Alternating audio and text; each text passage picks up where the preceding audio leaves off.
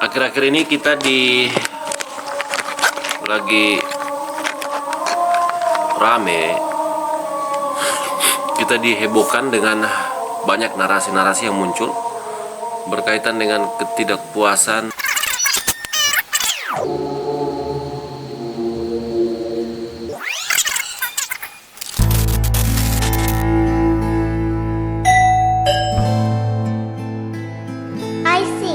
Belakangan ini kita banyak disuguhkan sama pemberitaan tentang pernyataan sikap dari sekelompok orang yang ditujukan kepada Presiden Joko Widodo.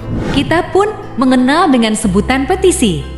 Narasi-narasi itu dianggap sebagai narasi demokrasi, tetapi saya tidak menganggapnya demikian dan bahkan ada kemungkinan ini merupakan narasi politis. Dari narasi demokrasi, Presiden Joko Widodo dinilai telah menciderai demokrasi dan atas dasar itu dibuatlah sejumlah pernyataan sikap yang arahnya menyudutkan Presiden Joko Widodo.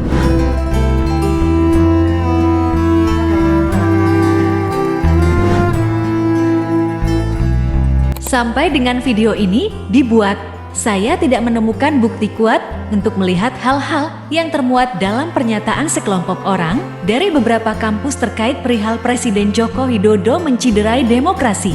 Dan akhirnya, saya menemukan video yang memuat pernyataan Presiden Joko Widodo dalam berita CNN Indonesia. Justru Presiden Joko Widodo mempersilahkan para akademisi keluarkan petisi. Jika itu kekhawatiran yang mendalam terkait arah dari pernyataan sikap bahwa Presiden Joko Widodo dinilai menciderai demokrasi, mengapa hal itu dilakukan jelang pemilihan umum? Narasi-narasi demokrasi yang disampaikan sangatlah tidak tepat, tapi jika yang disampaikan itu adalah narasi politis, maka hal ini dipandang lebih tepat. Ya, itu hak demokrasi, setiap orang boleh berbicara, berpendapat, silahkan. Video ini berisi pernyataan Presiden Joko Widodo setelah pernyataan dalam bentuk petisi dan sebagainya dikemukakan sekelompok orang. Artinya di sini, Presiden Joko Widodo menyambut itu sebagai bagian dari hak seseorang berdemokrasi. Dan yang disampaikan para pembuat petisi tidak sesuai dengan kenyataan yang ada.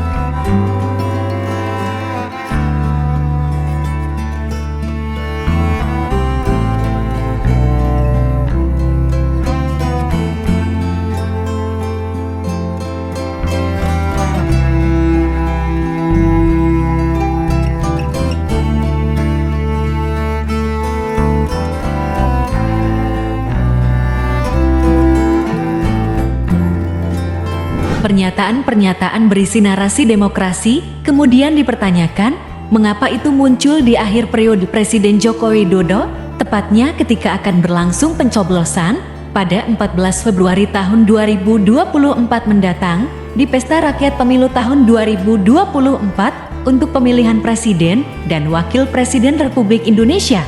Ataukah ini hanya karena seorang anak seperti Gibran memilih maju mendampingi Pak Prabowo, sementara Gibran sebagai bagian dari rakyat memiliki hak politik untuk maju sebagai calon wakil presiden? Jadi siapa sebenarnya anti demokrasi?